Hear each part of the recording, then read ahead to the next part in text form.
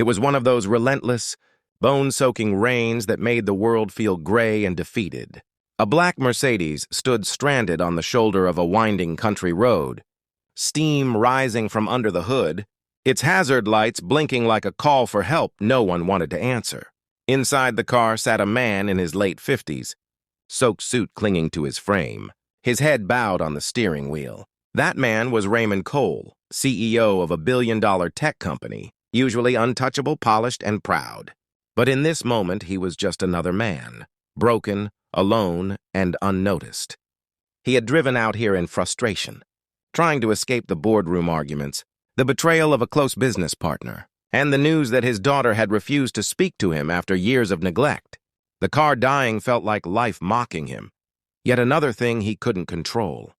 As cars zoomed by, one after another, nobody stopped. Why would they? He looked like just another driver in a broken-down luxury car. Someone who'd be fine. Then, from the opposite side of the road, an old beat-up pickup truck slowed down. Out stepped a man covered in oil stains. Around 35, slim but strong, with eyes full of something that had long left Raymond, peace. The mechanic walked up through the rain with no umbrella, no hesitation. "Need a hand, sir?" the young man asked, gently tapping on the window. Raymond opened the door, his voice raspy. "I think it overheated." The mechanic nodded. "Pop the hood. Let's take a look."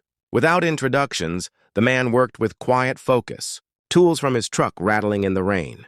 As he worked, he talked, not about cars, but about life. His name was Elias, owned a tiny garage at the edge of town, barely made enough to keep the lights on, but he said he was happy. He fixed things. That's all he ever wanted to do. Raymond, wet and shivering beside him, listened like a child. For the first time in months, someone wasn't asking for favors or shares or explanations, just helping.